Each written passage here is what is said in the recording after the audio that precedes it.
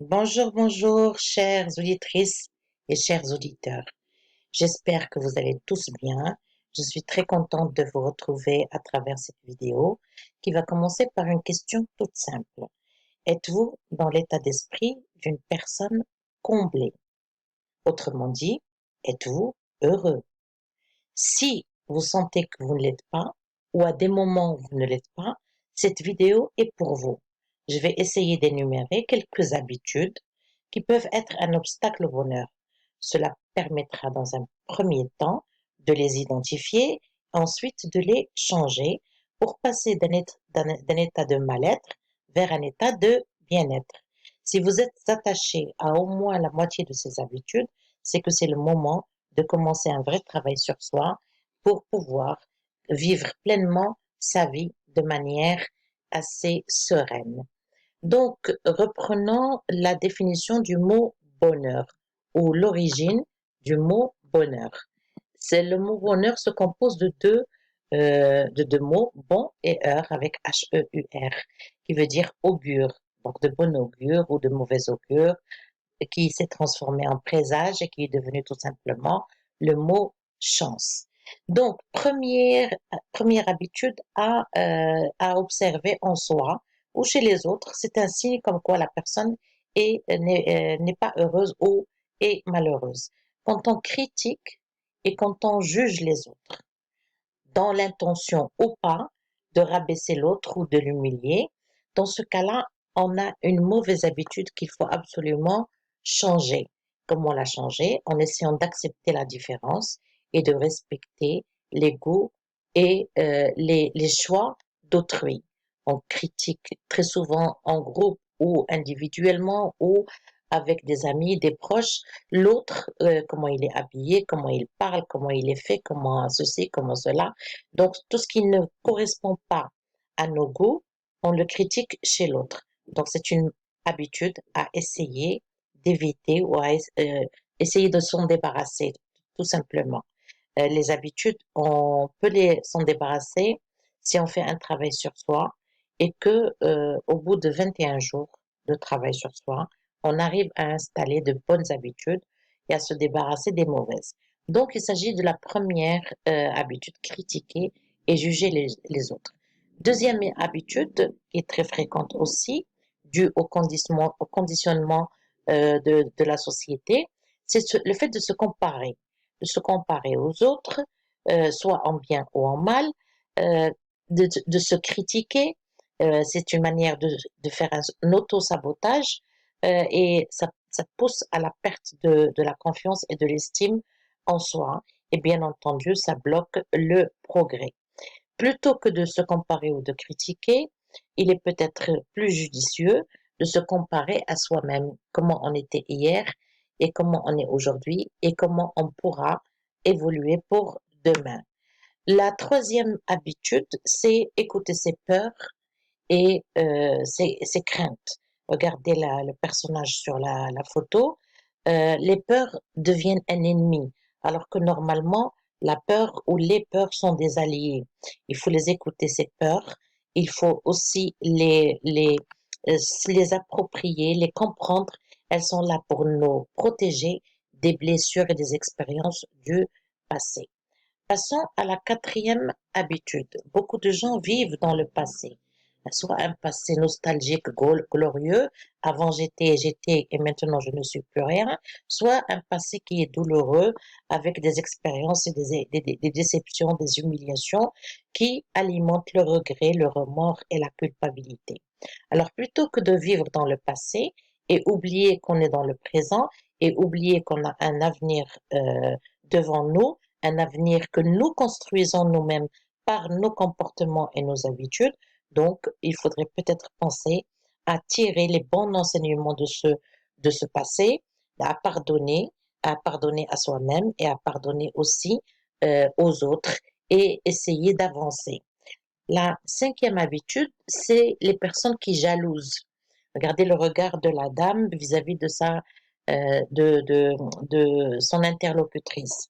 Jalouser et envier les autres pour ce qu'ils ont, que ce soit des biens matériels ou autres, ou ce qu'ils sont. ils sont beaux, ils sont grands ou ils sont petits, etc., etc. Donc, jalouser et envier est une habitude que l'on devrait, que l'on devrait combattre. Alors, plutôt que de jalouser les autres, il serait peut-être plus intéressant de s'en inspirer et de penser que puisque eux, ils sont arrivés à réussir telle ou telle chose, donc c'est possible pour tout le monde. La sixième habitude à aussi euh, euh, supprimer son comportement quotidien, c'est les personnes qui se laissent envahir par les problèmes des autres.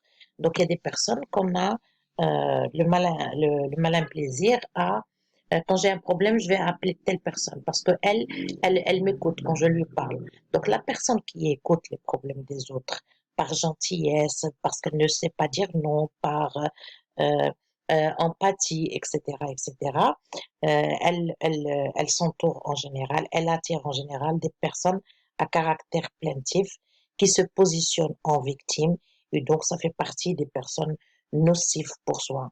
Plutôt que de trouver ou de s'entourer des gens qui ont tout le temps qui vous appellent uniquement pour vous raconter leurs problèmes, essayez de côtoyer des gens qui sont dynamiques, des gens qui sont motivants, stimulants, qui nous poussent vers le haut et qui ne nous tirent pas vers le bas.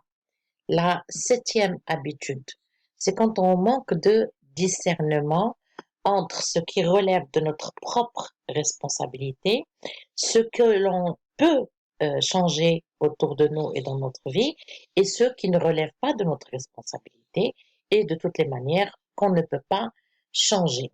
Donc, peut-être revenir à ces objectifs et essayer de les clarifier et de savoir qu'est-ce qu'on peut faire, qu'est-ce qu'on ne peut pas faire, qu'est-ce qu'on peut faire maintenant et qu'on ne peut pas faire maintenant, mais qu'on pourra faire plus tard. Donc, distinguer entre ce que l'on peut changer, ce qui relève de notre propre responsabilité et ce sur quoi je n'ai pas la main. Et d'un autre côté, essayer aussi de mesurer les enjeux avant de s'investir. Une huitième habitude, c'est se sentir victime d'injustice. Les gens qui vous disent pourquoi lui et pas moi. Pourquoi moi il m'arrive ce malheur? Pourquoi lui il a ou il n'a pas? Donc ce sentiment d'injustice, euh, il faut peut-être se rappeler que l'abondance n'est pas réservée à certaines personnes. L'abondance, elle est pour tout le monde. Et il suffit de voir comment l'autre a fait pour pouvoir peut-être atteindre ce degré d'abondance. La neuvième habitude, ce sont les personnes qui ne prennent pas de recul face à une situation difficile et réagissent à chaud et se contentent de réagir. Alors plutôt que de réagir euh, comme ça et après le regretter, sous prétexte que l'autre nous a poussé à bout, euh, peut-être que on pense ah moi je suis comme ça, je suis quelqu'un d'impulsif et je suis quelqu'un d'émotif, je ne peux pas me contrôler. Donc penser comme ça est une habitude qu'il faut absolument changer. La dixième habitude, c'est quand quelqu'un il te dit je pense à faire ceci, il pense beaucoup mais il n'agit pas. Penser sans jamais agir, est-ce que ça va faire évoluer les choses? Non, il faut peut-être commencer à changer les choses de manière stratégique, réfléchie et raisonnée et logique.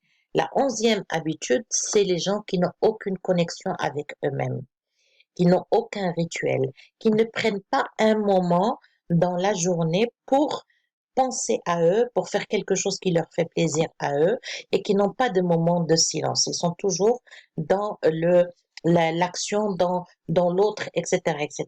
On oublie d'écouter son corps, d'écouter son esprit, d'écouter son mental, d'écouter ses attentes, ce que réclament le corps et l'esprit.